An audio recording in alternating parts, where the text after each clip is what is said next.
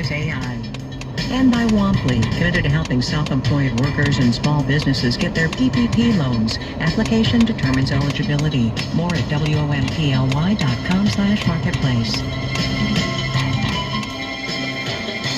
In Los Angeles, I'm Kai Risdell. It is Wednesday today, 5 May. Good as always to have you along, everybody. The business and economic news of this Wednesday comes in bite-sized chunks, you might say. A little bit here, a little bit there. Starting with this from Catherine Tai, the U.S. Trade Representative.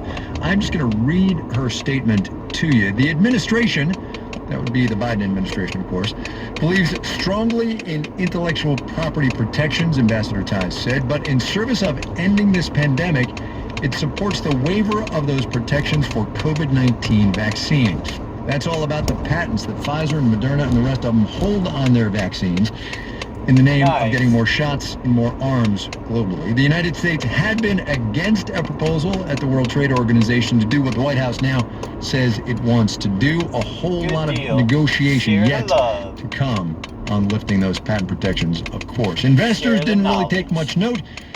Pfizer shares flat on the day. Facebook investors, a little bit put off by the news of their company that CEO Mark Zuckerberg is going to have to be a little bit more specific, thank you very much, says the company's quasi-independent oversight board, if it wants to keep that ban on former President Trump in place. You've heard that news, of course. Ticker symbol FB today, down about 1% or so. Nationalize Facebook. Final little news chunk before we really get going with things. Like Private payroll processor ADP said this morning the economy added 742,000 jobs last month. The official government report comes out on Friday morning.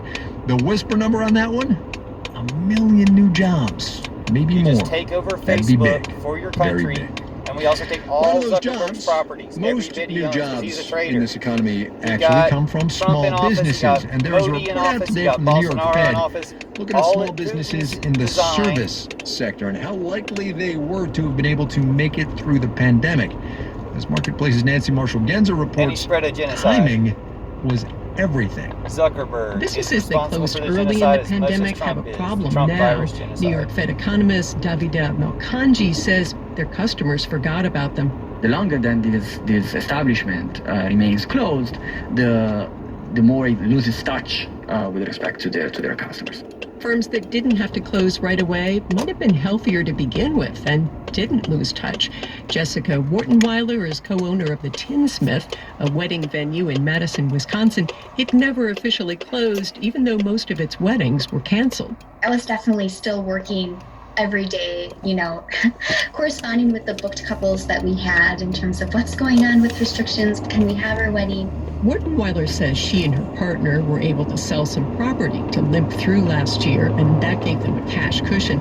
But Wortenweiler wasn't able to get a PPP loan because her business wasn't open in 2019. Businesses that closed in March of last year were also out of luck because the PPP program didn't start until April of 2020. Amanda Fisher at the Washington Center for Equitable Growth says many businesses owned by people of color fit the description of these service sector firms that closed early, no PPP loan, and no cash cushion. As we know, people of color in the United States have less accumulated wealth because of systemic discrimination over decades and decades.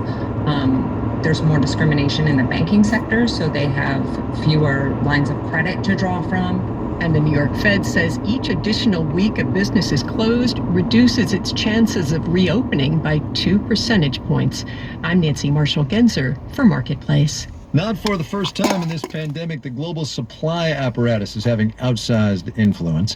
We're talking minerals and metals here that will be key to a greener economy, more wind turbines and electric cars and batteries, less oil and gas.